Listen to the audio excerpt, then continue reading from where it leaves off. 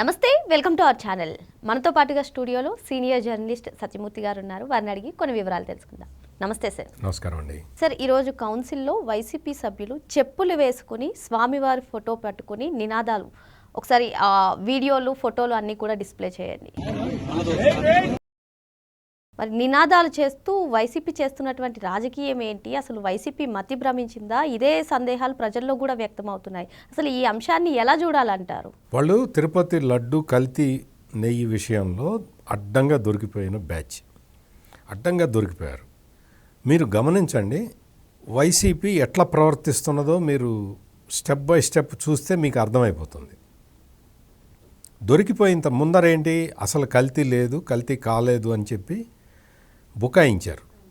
బుకాయించిన తర్వాత CBI SIT report వచ్చింది, కల్తీ జరిగింది అని. కల్తీ జరిగింది కానీ అందులో జంతు కొవ్వు లేదు కదా అని చెప్పి మళ్ళీ ఎదురుదాడి ప్రారంభించారు. జగన్మోహన్ రెడ్డి అయితే నేరుగా వచ్చేసి కల్తీ జరగలేదు అని చెప్పాడు. కల్తీ జరగలేదు అని చెప్పి జగన్మోహన్ రెడ్డి చెప్పిన కరెక్ట్గా ఒకరోజు తర్వాత వైవి సుబ్బారెడ్డి వచ్చి కల్తీ జరిగిన మాట వాస్తవమే అని ఒప్పుకున్నాడు. జంతు కొవ్వు లేదు అని చెప్పి అతను కూడా చెప్తూ ఉన్నాడు. జంతు కొవ్వు లేదన్నాడు, జంతు కొవ్వు లేదన్నాడు అనే ప్రచారాన్ని అసలు విపరీతంగా చేశారు సోషల్ మీడియాలో ఉంది, వాళ్ళ మెయిన్ స్ట్రీమ్ మీడియాలో కూడా చేశారు. జంతు కొవ్వు లేదు, కల్తీ ఉన్నది. ఆ కల్తీ కూడా లప్సా లాంటి బాత్రూమ్ క్లీనింగు, డిటర్జెంట్లు తయారు చేసే కెమికల్స్ వాడారు అని ఒక ఫ్యాక్ట్ ఎస్టాబ్లిష్ అయిపోయిన తర్వాత across the state, country, across the world మొత్తం ఎవరైతే వెంకటేశ్వర స్వామి భక్తులు ఉంటారో వాళ్ళందరికీ తెలిసిపోయిన తర్వాత ఇప్పుడు ఏం చేశారు, లేటెస్ట్గా ఈ ఇండాపూర్ డైరీని తీసుకొచ్చారు. ఇండాపూర్ డైరీ అంటే ఎవరికి జనానికి అర్థం కాదు కాబట్టి దానికి హెరిటేజీ చంద్రబాబు నాయుడు కుటుంబానికి సంబంధించింది కాబట్టి ఈ హెరిటేజీ బినామీ ఇండాపూర్ అని మొదలుపెట్టారు. అంటే ఏంటి, ఈ జగన్మోహన్ రెడ్డి అండ్ బ్యాచ్కి ఏంటి అంటే అందరికీ హెరిటేజ్ బ్రాండ్ తెలుసు కానీ ఇండాపూర్ తెలియదు. ఇండాపూర్ బ్రాండ్ గురించి ఆంధ్రప్రదేశ్లో ఎక్కువ మందికి తెలియదు కదా, అది మహారాష్ట్ర కంపెనీ. అందుకని ఏం చేశారు అంటే ఇండాపూర్ అనేదేదో ఒక చిన్న కంపెనీ లాగా, అది హెరిటేజ్ కంపెనీకి బినామీ కంపెనీ లాగా. చంద్రబాబు నాయుడు ముఖ్యమంత్రి కాగానే ఆ ఇండాపూర్ అంటే హెరిటేజ్ నెయ్యి తీసుకెళ్ళి ఇండాపూర్కి ఇచ్చి ఇండాపూర్ నుంచి టీటీడీకి సప్లై చేస్తున్నట్టు సాక్షాత్తు జగన్మోహన్ రెడ్డి వచ్చి పచ్చి అబద్ధం చెప్పాడు.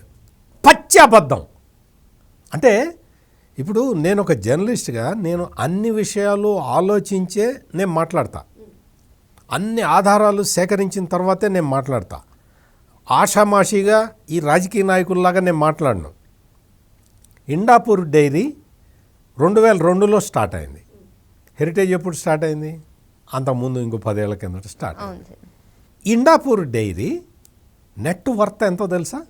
అంటే ఆ కంపెనీ నెట్ వర్త్, ఆ కంపెనీకి ఉన్న అసెట్స్, వాళ్ళ ఆస్తులు, ఈ బ్యాలెన్స్ షీట్ వేస్తారు ఆస్తులు అప్పులు, నెట్ వర్త్ ఎంతో తెలుసా? 10,000 కోట్లు. ఈ జగన్మోహన్ రెడ్డి దొంగ కంపెనీల కన్నా 1000 రెట్లు బెటర్. అది 10,000 కోట్లు నెట్ వర్త్ ఉన్నది. ఇండాపూర్ కంపెనీ వార్షిక టర్నోవర్ ఎంతో తెలుసా? 5,000 కోట్లు. ఇండాపూర్ కంపెనీ రోజుకి 40 లక్షల లీటర్ల పాలను సేకరిస్తూ ఉంటుంది. 40 లక్షల లీటర్లు అంటే ఎంతమంది పాడి రైతులు ఉండాలి?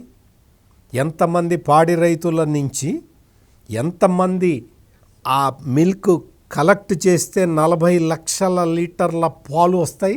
అంత యంత్రాంగం ఉన్నట్టే కదా. వీళ్ళందరికీ జీతాలు ఇవ్వాలి కదా, రైతులకి పాలకి డబ్బులు ఎప్పటికప్పుడు ఇవ్వాలి కదా, వారానికో 15 రోజులకో నెల రోజులకో పాలు పోసిన రైతులకి డబ్బులు ఇవ్వాలి కదా. అవన్నీ ఇవ్వకపోతే రోజుకి 40 లక్షల లీటర్ల పాలు ఏ రైతు ఇవ్వడు కదా. ఒక్క రైతులందరూ తీసుకొచ్చి పోస్తేనే కదా 40 లక్షల లీటర్లు అయ్యేది. అంత పెద్ద కంపెనీని భారతదేశంలో అమూల్ నెంబర్ 1 కంపెనీ. అమూల్ తర్వాత అంత పెద్ద కంపెనీ ఇండాపూర్ కంపెనీ. ఇండాపూర్కి ఆంధ్రప్రదేశ్ ప్రజల్లో బ్రాండ్ నేమ్ లేదు కదా అని ఈ దుర్మార్గులందరూ వచ్చి హెరిటేజ్ బినామీ అని చెప్తారు. హెరిటేజ్ టర్న్ ఓవర్ ఎంత? అది 3వ కంపెనీనో 4వ కంపెనీనో ఇండియా మొత్తంలో. అంటే ఇంకొక పాయింట్, ఇండాపూర్ అనేది B2B కంపెనీ, అంటే business to business company. Heritage B2C company, అంటే బిజినెస్ టు కస్టమర్ కంపెనీ. ఈ తేడా తెలుసా నీకు అసలు? నువ్వు మరి ఈ రాష్ట్రానికి ముఖ్యమంత్రిగా చేసావు కదా, ఇంత పచ్చి అబద్ధాలు చెప్పుకుంటూ ఎట్లా తిరగబుద్ధి అవుతుంది నీకు? అసలు నీకు ఎట్లా మొహం ఎట్లా చూపిస్తున్నావు పచ్చి అబద్ధాలు చెప్పుకుంటూ? సార్ ఇక్కడ ఒక చిన్న లాజిక్ సార్, మీరు చెప్పినట్టుగానే హెరిటేజ్ కన్నా చాలా పెద్ద కంపెనీ ఇండాపూర్ డైరీ సంస్థ. మరి ఇండాపూర్ డైరీ సంస్థ బినామీ హెరిటేజ్ అన్న ఒక లాజిక్ ఉంటుంది, కానీ హెరిటేజ్ బినామీ సంస్థ ఇండాపూర్ అనడంలో మీకు ఇంకొక విషయం ఏంటంటే, డైరీ పరిశ్రమ ఎట్లా ఉంటుంది అంటే ఆ ఏరియా మీద కాన్సన్ట్రేట్ చేసుకుంటారు. పాల సేకరణ చేయాలి కదా, ఆ రైతులు ఏ ఏరియాలో రైతులు అంటే వాళ్ళని కల్టివేట్ చేసుకుంటారు. కల్టివేట్ చేసుకొని ఆ రైతుల నుంచి పాల సేకరిస్తారు. అట్లా ఇప్పుడు అమూల్ డైరీ ఉంది, గుజరాత్లో పాలు సేకరిస్తారు. గుజరాత్ మొత్తం అంటే వైట్ రెవల్యూషన్ అంటారు. ఇవన్నీ చెబితే ఈ వైసీపీ వాళ్ళకి అర్థం కావు, కానీ పాల సేకరణ కోసం గుజరాత్లో మొత్తం దీన్ని ఒక పెద్ద ఇదిగా చేసి ఉద్యమంలాగా తీసుకొచ్చారు. ఇప్పుడు సంగం డైరీ ఉంది, సంగం డైరీకి క్యాచ్మెంట్ ఏరియా ఉంటుంది, అక్కడ రైతులు అక్కడ ఇస్తూ ఉంటారు. అట్లాగే హెరిటేజ్కి ఉన్నది, హెరిటేజ్కి వాళ్ళకి సై. అట్లాగే ఇండాపూర్ డైరీకి మహారాష్ట్రలో పూణే ప్రాంతంలో వాళ్ళ క్యాచ్మెంట్ ఏరియా ఉంది, వాళ్ళ రైతులు పాలు అక్కడి నుంచి సేకరిస్తారు. నీకు పూణేలో ఉంది, ఆ తిరుపతిలో లేదు అంటే నీకు ఎట్లా చెప్తాలి? ఎట్లా నీకు అర్థమయ్యేలాగా అంటే నిద్రపోయేవాడిని మేల్కొల్పొచ్చు, కానీ నిద్ర నటించేవాడిని ఎట్లా ఇచ్చేస్తావు? నువ్వు తీసుకొచ్చి ఈ రోజున ఈ క్రమంలో ఇండాపూర్ మీద బురద జల్లటం మొదలుపెట్టావు కదా, తద్వారా హెరిటేజ్ మీద బురద జల్లటం మొదలుపెట్టావు కదా. హెరిటేజ్ వాళ్ళు అన్నీ ఆలోచించి ఈ దుర్మార్గపు ప్రచారాన్ని అడ్డుకోవటానికి న్యాయ ప్రక్రియ తప్ప వేరే ఆప్షన్ లేదు హెరిటేజ్కి. వాళ్ళు ఢిల్లీ హైకోర్టులో పిటిషన్ ఫైల్ చేస్తే ఢిల్లీ హైకోర్టు మొత్తం చూసి ఏందా ఇంత అన్యాయంగా, ఇంత దరిద్రంగా, రాజకీయాల కోసం ఇంత దరిద్రమైన ప్రచారం చేస్తారా? చెత్త ఇంక ముందర ఇమ్మీడియట్గా అవన్నీ తీసేయండి, మొత్తం సోషల్ మీడియాలో మీరు పెడుతున్న చెత్త అంతా తీసేయండి అని చెప్పి 100 కోట్ల రూపాయలకి పరువు నష్టం దావా వేయడానికి పర్మిషన్ ఇచ్చేసి వేసేయమని చెప్పింది. ఢిల్లీ హైకోర్టు ఆ జడ్జిమెంట్ ఇచ్చిన తర్వాత, ఆ జడ్జిమెంటు అంటే ముందర జగన్మోహన్ రెడ్డి నిన్న ప్రెస్ కాన్ఫరెన్స్ పెట్టాడు. ఈ ప్రెస్ కాన్ఫరెన్స్ని బడ్జెట్ మీద పెట్టి సాగదీశాడు మొత్తం. ఎందుకో తెలుసా? ఎంత కుట్ర పన్నుతున్నాడనటానికి నేను ఎగ్జాంపుల్స్ ఇంతవరకు 3 పాయింట్లు చెప్పేది 4వ పాయింట్. ఎంత కుట్ర పన్నుతున్నాడు అంటే బడ్జెట్ మీద మాట్లాడటం మొదలుపెట్టాడు. డ్రాగాన్ చేశాడు. ఇతనికి తెలుసు ఢిల్లీ హైకోర్టులో కేసు వచ్చింది, ఆర్గ్యుమెంట్స్ అవుతున్నాయని తెలుసు. ఆర్గ్యుమెంట్స్ అవుతున్నాయి, ఈ ఆర్గ్యుమెంట్స్ ఎటు జడ్జిమెంట్ ఎటు వస్తుందో ఇతనికి ఎక్స్పెక్ట్ చేయలే ఈ జగన్మోహన్ రెడ్డి. జడ్జిమెంట్ గనక హెరిటేజ్కి వ్యతిరేకంగా వచ్చినట్టయితే ఇది మా విజయం అని చెప్పుండేవాడు ఈ జగన్మోహన్ రెడ్డి.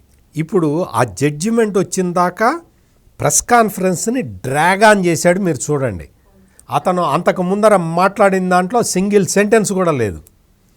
అతను మాట్లాడాల్సిన సబ్జెక్టు కూడా కాదు, అతనికి ఏం తెలియదు బడ్జెట్ గురించి, రాష్ట్ర బడ్జెట్ గురించి. ఆ బడ్జెట్ గురించి చెబుతూ టైంపాస్ చేసి ఢిల్లీ హైకోర్టు ఏమి తీర్పిస్తుందా అని అప్పటిదాకా వెయిట్ చేశాడు. వెయిట్ చేసి ఆ తర్వాత కోర్టు ఆదేశాలు ఈ విధంగా వచ్చినాయి అని తెలిసిన తర్వాత కోర్టు ఆదేశాలను ధిక్కరిస్తూ మాట్లాడాడు ఈ జగన్మోహన్ రెడ్డి. కోర్టుల పట్ల, కోర్టులు ఇచ్చే తీర్పుల పట్ల, జడ్జిల పట్ల ఏమాత్రం కనీసం గౌరవం కూడా లేకుండా ప్రవర్తించే వ్యక్తి అని నిన్నటి జగన్మోహన్ రెడ్డి ప్రెస్ కాన్ఫరెన్స్తో రుజువు అయిపోయింది. వాళ్ళు అక్కడ నువ్వు నీ సాక్షి మీడియాలో అన్నీ తీసేయమని చెప్పి ఢిల్లీ హైకోర్టు జడ్జిమెంట్ ఇస్తే నువ్వు మళ్ళీ అదే మాట్లాడతావు, నువ్వు మళ్ళీ అదే మాట్లాడుతున్నావు అంటే అర్థం ఏంటి? You are defying courts. న్యాయస్థానాలు ఇచ్చిన ఆదేశాలని అతిక్రమిస్తున్నావు జగన్మోహన్ రెడ్డి. ఈరోజు చూడు, నీకు కనీసం ఏదైనా బుద్ధి జ్ఞానం ఏదన్నా ఉంటే ఒక్కసారి ఈరోజు ఆంధ్రజ్యోతిలో వచ్చిన వార్తను చూడు. హెరిటేజ్ గురించి, ఇండాపూర్ డైరీ గురించి మాట్లాడకూడదు కాబట్టి మేము జగన్మోహన్ రెడ్డి చెప్పిన అబద్ధాలని, హెరిటేజ్కి వ్యతిరేకంగా అతను ఆడిన అబద్ధాలని మేము ప్రచురించట్లేదని రాశారు. చూసుకోపో. అది జర్నలిజం అంటే. నువ్వు నీకు అట్లా ఎదురుదాడి చేసుకుంటున్నావు, నిన్ను ఎవడూ నమ్మట్లేదు. విశాఖపట్నంలో సాధువులు అందరూ కలిసి కూర్చొని ఈ జగన్మోహన్ రెడ్డి చేస్తున్న దుష్కృత్యాలని, హిందూ మతం పట్ల ఇతను చేస్తున్న అపచారాలని వాళ్ళు ముక్త కంఠంతో ఖండించారు. ఇప్పుడు అందుకని ఏం చేస్తున్నాడు, వెంకటేశ్వర స్వామి ఫోటోలు పట్టుకొని చెప్పులతోటి వాళ్ళు వెంకటేశ్వర స్వామి ఫోటోని కౌన్సిల్లోకి తీసుకురావటం ఏంటి? వెంకటేశ్వర స్వామి ఫోటోలు పట్టుకొని నువ్వు ప్రదర్శన చేయటం ఏంటి? జగన్మోహన్ రెడ్డి ఏం చేస్తున్నావు నువ్వు? What are you doing? Venkateswara స్వామిని రాజకీయాల్లోకి నేరుగా లాగుతున్నాడు ఈ జగన్మోహన్ రెడ్డి. ఇదే జగన్మోహన్ రెడ్డి ఆయన మతానికి సంబంధించిన దేవుణ్ణి ఈ విధంగా రోడ్డు మీదకి తీసుకురాగలడా? ఆలోచించండి ప్రజలారా. ఇదే జగన్మోహన్ రెడ్డి, ఇదే జగన్మోహన్ రెడ్డి పులివెందుల చర్చికెళ్ళి ఎంత వినయ విధేయతలతో కూర్చుంటాడో మీరు ఒక్కసారి గుర్తు తెచ్చుకోండి. ఆ విజువల్స్ మీరు గుర్తు తెచ్చుకోండి. అంటే నీ మతంలోనేమో నువ్వు చాలా అనుకువగా ఉంటావా? నీ మతం సాంప్రదాయాల్ని నువ్వు పాటిస్తావా? వెంకటేశ్వర స్వామి ఫోటోని తీసుకొచ్చి రాజకీయాల్లో పెడతావా? జగన్మోహన్ రెడ్డి, నువ్వు you are doing so many mistakes. నువ్వు రాజకీయంగా ఏమన్నా చేసుకో, ఆ విషయాన్ని కూటమి ప్రభుత్వం చూసుకుంటుంది. దేవుణ్ణి తీసుకొచ్చి నువ్వు దేవుడి ఫోటోలు తీసుకొచ్చి నువ్వు కౌన్సిల్లో ప్రదర్శిస్తావా? ఏమనుకుంటున్నావు? వెంకటేశ్వర స్వామి అంటే కాలగర్భంలో కలిసిపోతారు వెంకటేశ్వర స్వామి పెట్టుకున్న వాళ్ళు. ఇటువంటి దుష్కృత్యాలని చేయటం ఆపాలి జగన్మోహన్ రెడ్డి. నేను ఎందుకంటే వెంకటేశ్వర స్వామి భక్తుడిగా, ఒక హిందువుగా నా హక్కుల్ని హరిస్తున్నాడు జగన్మోహన్ రెడ్డి. మత విశ్వాసాలు, నీ మతం నీకు గొప్ప అయితే నా మతం నాకు గొప్ప. ఒకళ్ళ మతాన్ని ఒకళ్ళు గౌరవించుకోవాలి అన్న సెన్స్ కూడా లేకుండా ఈ పరమతానికి సంబంధించిన వీళ్ళందరూ వచ్చి వెంకటేశ్వర స్వామి ఫోటోల్ని ఎగ్జిబిట్ చేస్తారా? చెప్పులు వేసుకొని, షూలు వేసుకొని వచ్చి, అందులో ఒక్కడికి కూడా వెంకటేశ్వర స్వామి అంటే భక్తి లేదు. మొత్తం వాళ్లే కాదు, నీకు వచ్చి వైవి సుబ్బారెడ్డి ఏంటి? మొత్తం కెమికల్ నెయ్యి తీసుకొచ్చి కలిపిన వ్యక్తివి నువ్వు. నువ్వు వచ్చి ఈ రోజున వెంకటేశ్వర స్వామిని బజార్కి ఇడుస్తావా? ఇది వైసీపీ వాళ్ళందరూ గుర్తుపెట్టుకోవాలి. మొత్తం మెజారిటీ హిందువులు ఆగ్రహిస్తే మీకు 11 కాదు, ఏ స్థానంలో డిపాజిట్లు కూడా రావు, గుర్తుపెట్టుకోండి. మరో అంశంతో మళ్ళీ కలుద్దాం. Thank you sir. నమస్కారం.